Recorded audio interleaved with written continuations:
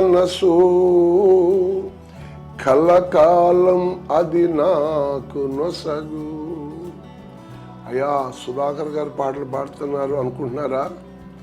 దేవుని దాసుడు, అతను చెరసాల్లోంచి ప్రభు విడిపించిన తర్వాత తన భార్య సంతోషమ్మ గారు చేసిన ప్రార్థన ఆ కన్నీళ్లు నన్ను ఈ స్థితికి నడిపించలేని అని పాడుకుంటూ ఉండేవారు. టోస్ట్పురం ప్రాంతంలో గజ దొంగ అయిన కనికరించి దేవుడు కన్నీళ్లు ప్రార్థన బట్టి ఇండియా కాదు కొన్ని దేశాలు, బంగ్లాదేశ్, ఇలా కొన్ని దేశాలు సువార్త కూడా ప్రకటించాడు. ఆ భక్తులను జ్ఞాపకం చేసుకుంటూ పరిశుద్ధ గ్రంథంలో వాగ్దానాన్ని మనం చూసుకుందాం. యెషయా ప్రవచన గ్రంథం 38వ అధ్యాయము 5వ వచనములో ఇలా ఉంది: నీవు తిరిగి హిజ్కియా వద్దకు పోయి అతనితో ఇట్లనుము, నీ పితరుడైన దావీదు దేవుడైన యెహోవా నీకు సెలవిచ్చినది ఏమనగా, నీవు కన్నీళ్లు విడిచుట చూచితిని, నీ ప్రార్థన నేను అంగీకరించి అన్నాను. దేవుడు నిన్ను చూస్తున్నాడు, నీ మనవులు వింటున్నాడు. నమ్ముతున్నావా? వాగ్దానం చదవటం వింటమే కాదు, నమ్మాలి పరిపూర్ణంగా. నన్ను చూస్తున్నాడు, నా మనవలి వింటున్నాడు. యెహోవా కనుదృష్టి లోకమంతయు సంచారం చేస్తుంది.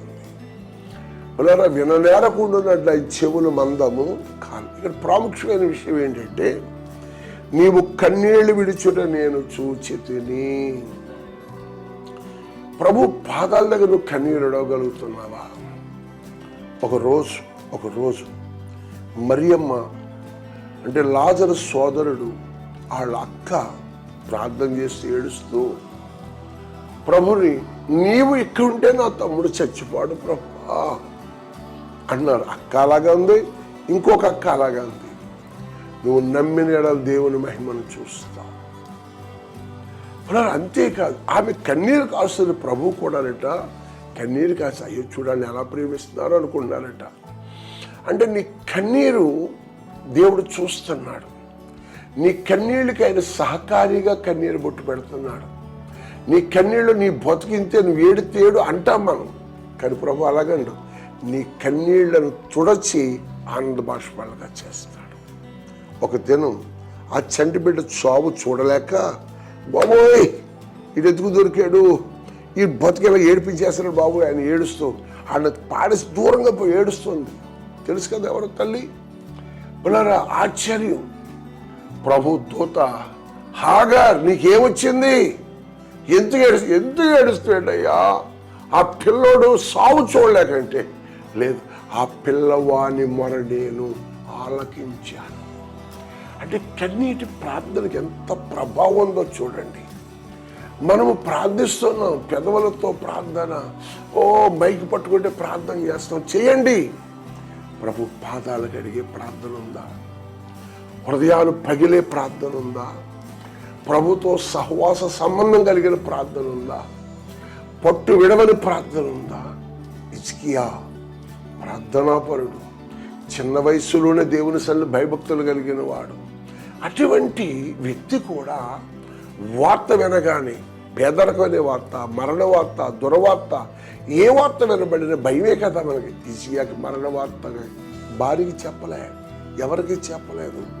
తను నమ్మిన దేవుడు నమ్మదగిన వాడు, కన్నీళ్ళు తుడవగలిగిన వాడు ఆయనే, ఆనంద బాష్పాలుగా మార్చివాడేవాడే, ఆపద తప్పించేవాడు ఆయనే, మేలుతో నింపువాడు ఆయన. నమ్మి ప్రభు తట్టు చేతులెత్తి ప్రార్థించటం మొదలెట్టాడు. పునరా, నేను 1991లో మోకరించి ఒక కొబ్బరి తోటలలో నాకున్న ప్రతికూలమైన పరిస్థితుల్లో ఎక్కెక్కిబడుతూ ఏడుస్తూ ప్రార్థన చేసుకున్నాను. ప్రభు చెప్పాడు, నాకు వేరుగా ఉండి నువ్వేం చేస్తావు? పెద్ద ప్రార్థన రాదు. పునరా, దేవుని సన్నిధిలో అమ్మ దేవుడే నా దేవుడని అంగీకరించి ఆయన వైపు తిరగటం మొదలుపెట్టాను. నా కన్నీళ్లకు జవాబిచ్చాడు. ఈరోజు అనేక మంది కన్నీళ్ళు, పదులుగా, వందలుగా, వేలగా, లక్షలుగా అనేక మంది కన్నీళ్ళు తొడవటానికి దేవుడు నన్ను సాధనంగా వాడుకుంటా ఉన్నాడు. ఆయన నామం ఎక్కడ ఉందో అక్కడ కన్నీళ్ళు తుడి సంతోషం.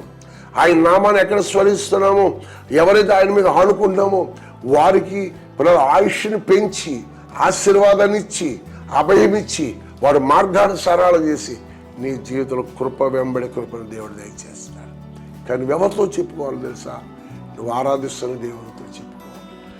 హిజ్కియా దేవునితో చెప్పుకుంటున్నాడు.